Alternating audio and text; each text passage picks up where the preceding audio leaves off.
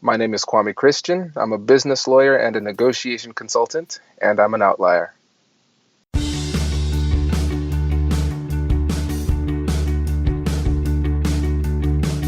Welcome to Outlier on Air with Ever Gonzalez, the show where we interview the founders, disruptors, and mavens of the world. Learn how grit, failure, and success are all a part of the entrepreneurial journey.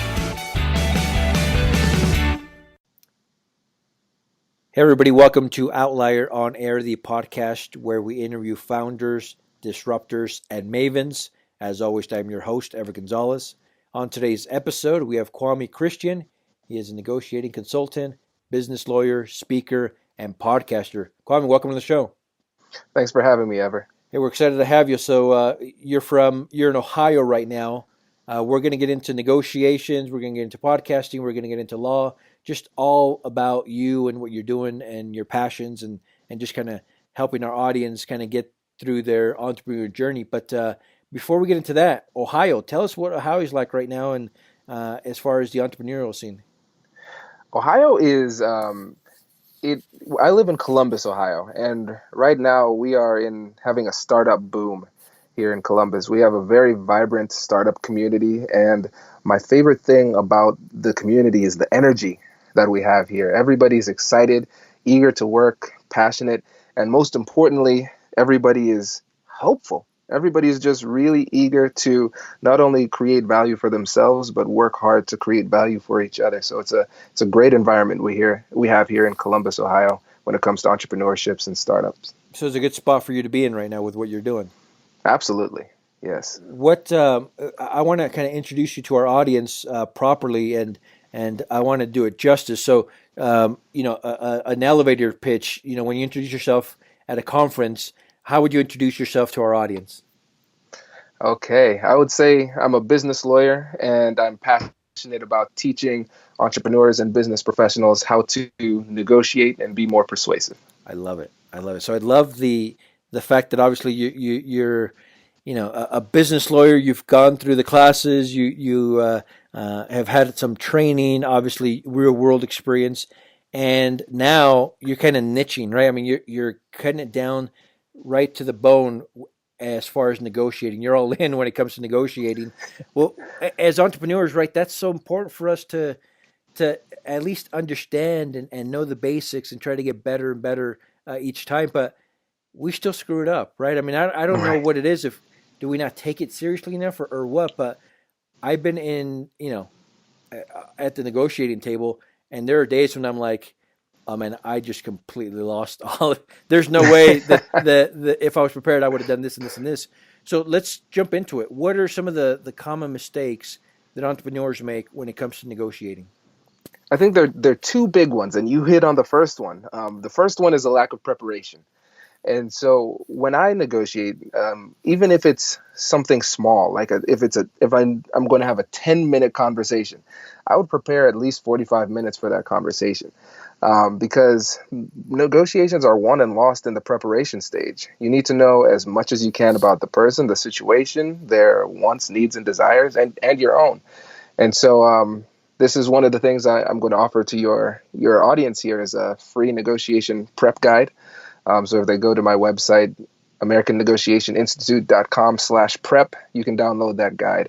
And it's similar to the guide that I go through before all of my negotiations. And it's funny, I did this car negotiation series, a 3-part series on my podcast where I talked about how to prepare for a negotiation, but focusing on car negotiation in particular. And then in the third episode, it was a recorded negotiation with me and the salesman. Nice. And what was fascinating is after I recorded the conversation, I was questioning whether or not to put it up on the podcast. And here's why. Because I was able to get over $1,000 off, and I was able to get 13% below market. So it was a good outcome, but the conversation was just really easy. And it was just because of the preparation. By doing the research and everything beforehand, I was able to call at the perfect time to set up a situation for them to just be very, very, very, very generous. It was even surprising to me. But that just goes to show, if you do the legwork beforehand, essentially the preparation can take a little bit of the heavy lifting off your shoulders when it comes to the actual negotiation at the proverbial negotiation table. So preparation, one of the most important, right?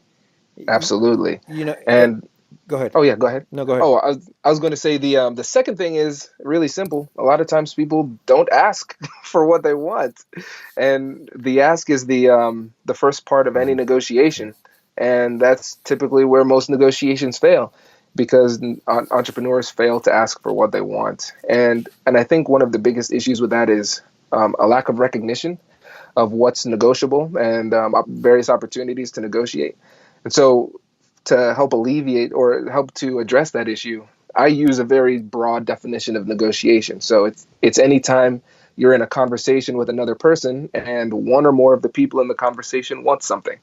And when you look at it that way, it's nearly impossible to go a full 24 hours without negotiating.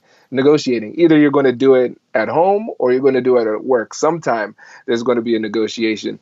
And now that you're able to identify it, you'll be able to use those skills in order to get more of what you want. You know, as entrepreneurs in our audience, full of entrepreneurs, we have some executives and things like that. But I think that the majority of our listeners are founders that are a year into their first startup, right? And so they're just now starting to get traction.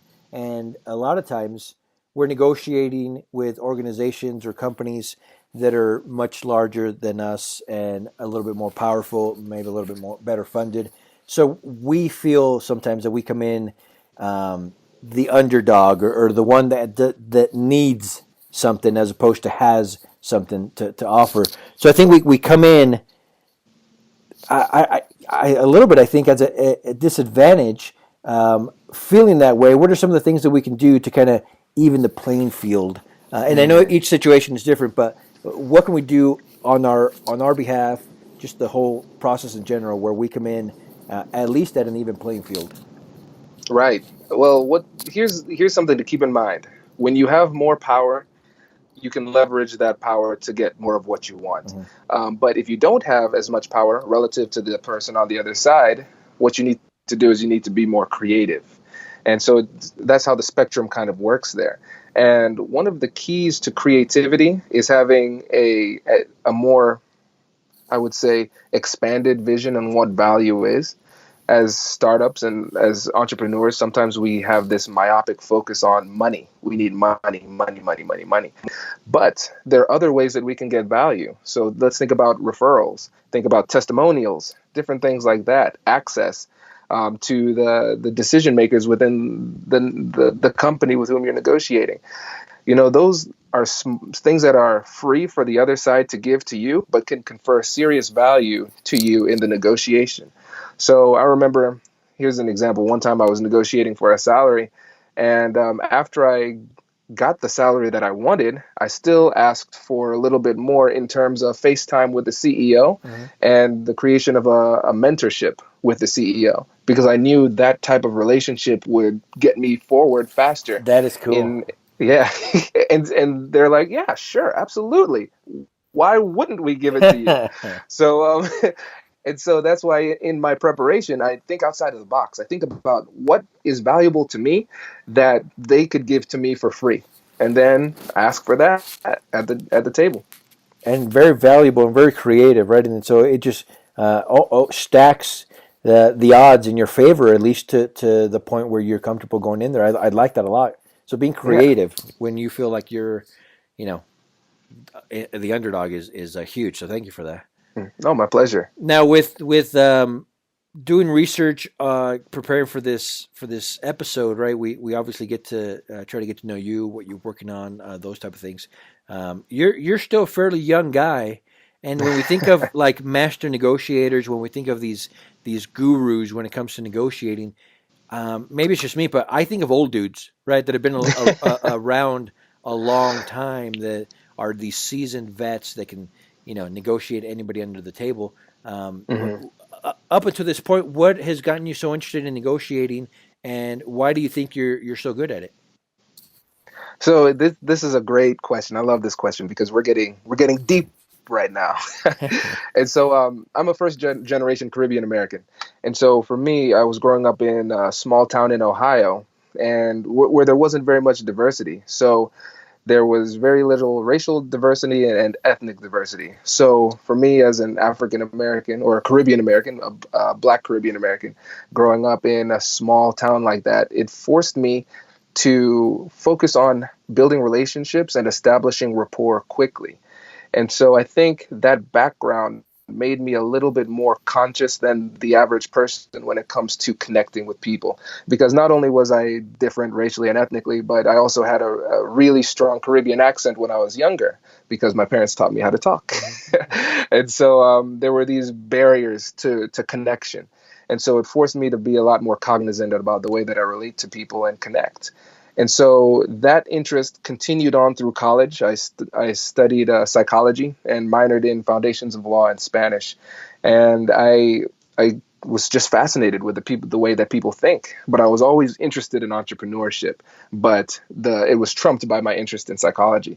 But then when I went to Ohio State for law school and did a dual degree with a Master of Public Policy at the same time, I was thinking, oh, I want to do politics, And so it just so happened that I stumbled across this negotiation class and instantly fell in love.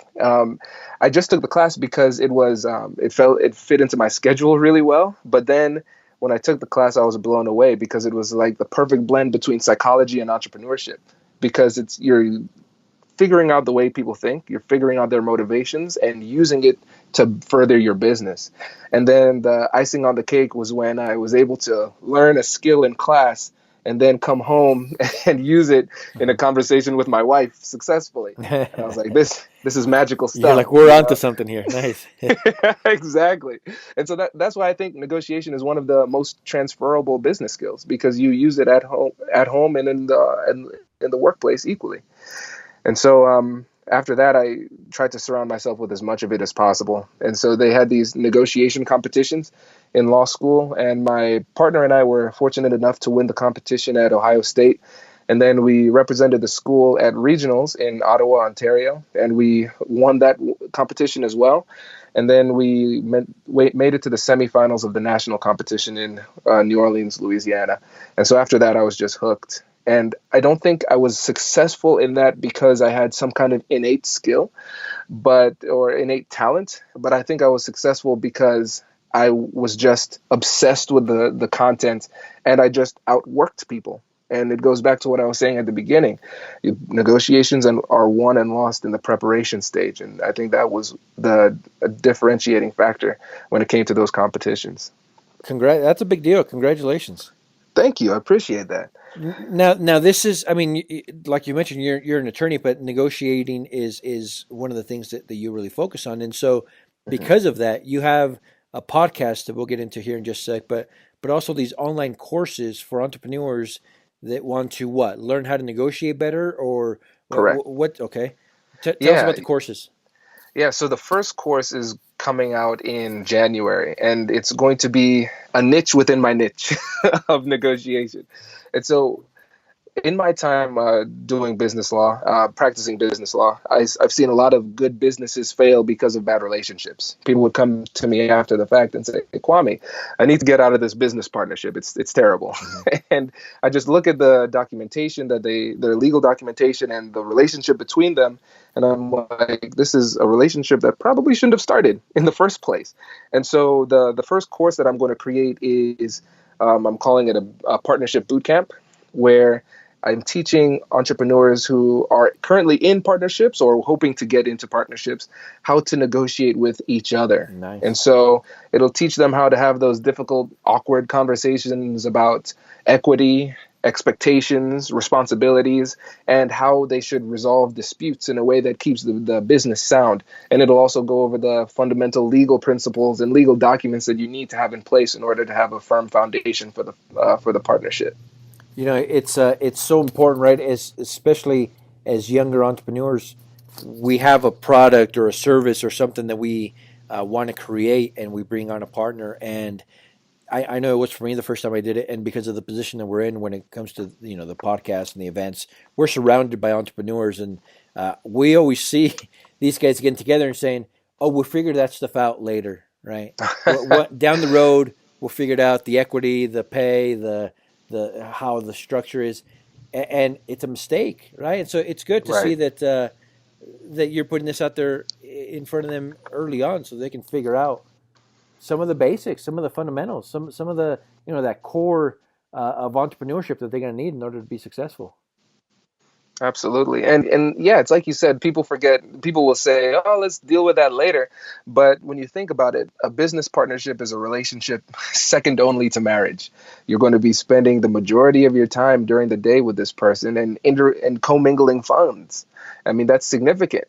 And so essentially, people go into these business partnerships during the infatuation stage where they're really energized, like, this is a great business idea, let's do it together.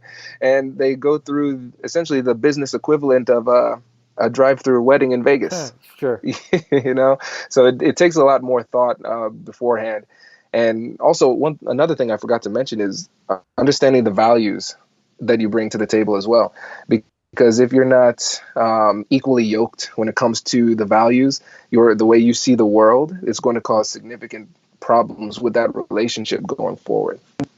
Man, that's so powerful. So it's needed in so many of the relationships that we see out there. So congrats. Hopefully, we'll have links to some of this information on our show notes page for entrepreneurs to kind of see and experience. But now let's move on to the podcast. How old is the podcast, and what's the goal there? The podcast is, I started it in in early May, either early May or late April. So it's still a baby podcast, especially compared to yours right now. But the podcast it's been a lot of fun. I've been having a lot of fun with these conversations. And like I mentioned to you before, it's essentially like I'm having these conversations that I would want to have anyway, but I'm just recording them and sharing it with the world. And it's been a lot of fun to have conversations with entrepreneurs and specific practitioners in specific areas when it comes to negotiation and persuasion, because it's giving everybody a well-rounded perspective on how they can utilize these skills in their specific situations. And so it's been a great time for me. The audience is growing every day. It's been a really good time. So what is this going to look like? All of it, right? The practice, the podcast, the online courses. What's this all going to look like in 3 years? 3 years. So my vision for the American Negotiation Institute in 3 years. At that point, I'd like to have at least between 3 to 5 online courses available, whether it's an actual course or a membership community. But the way I want to approach it is I want to siphon off a specific sliver of interest. And so this first one is with partnerships. The next one I'm considering is negotiation for creatives. And the way I'm looking at it is a system of domination, then automation. So I want to really dominate this micro niche of negotiating within partnerships and then automate it, create sales funnels so it essentially runs itself, and then move on to the next one and rinse, wash, and repeat. So that's my goal when it comes to the monetization side. The podcast, I'm using that as my base, and everything that comes to the business, I want it to be coming through the podcast. So my goal at this point is exposure, just maximizing exposure when it comes to promotion of negotiation for entrepreneurs and being recognized as kind of like a thought leader in that area. And then I'll introduce my listeners to these different slivers of interest every once in a while, when it comes up, and then direct them where they need to go, because I don't want the main podcast to be like a very salesy focused podcast. It's like, listen, I'm going to create a new podcast for people who are interested in partnerships. So you don't need to be sold as a business partner if you're not a business partner listening to the main podcast. So that's my approach for now. And if it doesn't work, I'll make adjustments. Thankfully, I have a business coach, and I'm in 2 mastermind groups. So whenever it comes to making major decisions or creating strategies for the business, I always have people that I can bounce ideas off of. So it's never just me coming up with this by myself. Which is the way to go. Business coaches, mastermind groups. We're all for it, so I'm glad that you're involved in them. Now, how much time are you spending on this as opposed to your practice, and are you planning on spending more time on this in the future? I mean, what's going to be the ratio, the tipping Yeah, point? right now it's about 50-50, Oh, even really? though it's essentially 100% of my money comes from the law firm. Yeah, yeah. That But 50-50 is a lot higher than I thought it was going to be. yeah, I'm really working hard to make this happen because what I realized is that even though as a lawyer I get to negotiate, first of all, with my clients and then on my clients' behalf, it's good, it's fun, I enjoy doing that. My real passion is teaching people these skills, and it's an interesting distinction, and I think I got that from my mom. She was a professor, and I just enjoy seeing people have that aha moment where they're like, oh, that was a negotiation. If I would have done XYZ, I could have gotten more. And I think another thing I enjoy doing with this is changing the stigma that there is about negotiation, because a lot of people think, well, I'm not one of those old dudes that you referenced earlier in the podcast, and a lot of times people think negotiation is very aggressive, it's hostile, it's something that you don't want to have because it's stressful. Yeah. And I want to change people's perspectives on that, because we're presented with incredible opportunities every day to either get more, save more, or strengthen relationships. And that's what negotiation is. But we unintentionally forego those opportunities because we're either afraid to ask for what we want to, or we simply don't recognize them. And I think a lot of times we think of it as win-lose situation when quite possibly it can be a win-win situation. Exactly. And that's what's so interesting about negotiation. Think about a sport. If you're playing somebody who's really good at a sport and you are, not as good as them, you're going to lose because it's a zero-sum proposition. Their winning necessitates your losing. Mm-hmm. But negotiation is the exact opposite. So you should think of negotiation like a dance. You want to dance with a good partner, or else everybody looks bad. And so whenever I have the opportunity to negotiate with somebody who has high-level negotiation skills, I get really excited, because I know that if a deal is to be had, we'll find it, and it will be the best possible deal for both parties. Because when negotiators are at their best, they're being very creative, collaborative, and coming up with creative solutions to solve each other's problems. I love it. What with all that you've done right at such a young age, with the skills that you have, with the degrees that you have, what has been the single most important reason for your success? Oh, that's a good question. I'd say I think it's drive. Thankfully, because of my parents, I was raised with a focus on education. My dad's a surgeon, and my mom's has a PhD in nutrition. And so I always knew that I had to go beyond undergrad. So that was a given for me. But I'm very competitive, and so I want to push myself as far as possible to hit these high achievements. But this is blended with my desire to help people as well. That's why I'm able to build the Negotiation Institute in this way, because I'm focused on delivering value first. If I'm not able to deliver value and help people, then I don't deserve to get paid. Sure. I don't deserve any accomplishment, Sure. any achievements for that. And so I think that people first focus has helped me get ahead, because people can tell that I'm genuine and I have a genuine passion for this, and the passion comes first. Great answer. Now, Thank you. If you can kind of give any sort of advice, what kind of advice would you have for our audience in order to be able to get them to the next level? Right. This could be, you can take it in any direction that you want. Just Yeah. one piece of advice that you have for our audience. With regard to negotiation or business in general? Anything you want. Overall. Okay. Yeah. I will say I'll give advice in general, and I'd say follow your curiosity. And one thing about me is that I've had the law firm for 2 years now, and I just now started this negotiation side of it.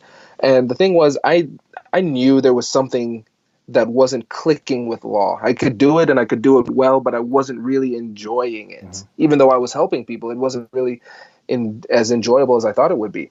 So I had to take some time earlier this year and do some introspection and ask myself, well, Kwame, what would you do for free? What is your true passion? And it was obvious. It was negotiation. I knew it. I knew that, but I wasn't focusing on following my curiosity from a business perspective. And so that's when earlier this year, when I incorporated the American Negotiation Institute and started the podcast, I just decided that I am going to be unapologetically focused on my passion and moving forward with it. And the only regret that I have right now is that I didn't come to that conclusion sooner. Really? And yeah, and I realized that a lot of people live their lives almost like zombies, just kind of sleepwalking through life, not really enjoying what they're doing, not passionate about what they're doing. But you have to realize it's a choice, and you have to be just unwilling to waver from your focus on your passion, and eventually it'll come through.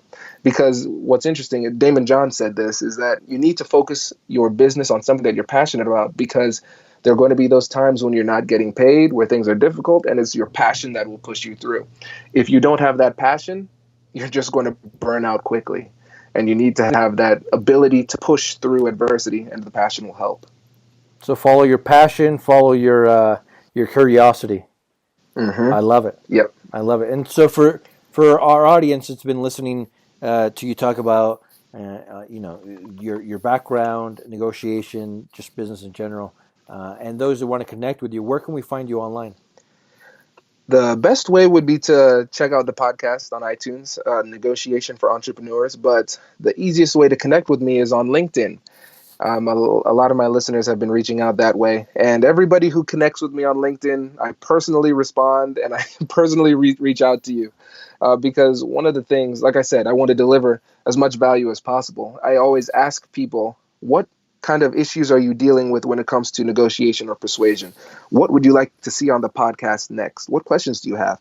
And I listen. And based on people's recommendations, that's what I go for. Because as you can tell, I could talk about this stuff all day. I'm endlessly fascinated by the topic, but that doesn't do me any good if I'm just talking about stuff that interests me. Mm-hmm. I do this for the listeners. I do it for the audience, and I want to help them out as much as possible. So reach out. If you have questions, let me know, and I'll try and deliver some content that's tailored towards your situation. I love it. So Outliers, you can go to outliermagazine.co. That's outliermagazine.co. First of all, subscribe to the podcast, rate, review it. But also there you'll be able to find links to Kwame's website, the podcast, the online courses, anything you need in order to be able to connect with him. I encourage you to reach out to him. Like he said, he's going to say hello if you reach out to him, especially on LinkedIn. But Kwame, this has been fun. I really appreciate you taking the time to talk to us, to talk about your background, negotiating, business in general, and for your words of wisdom. I really appreciate it. Thank you. It's been a blast. I've enjoyed it, and thanks for having me. Absolutely. We wish you much success. And Outliers, we'll talk to you tomorrow.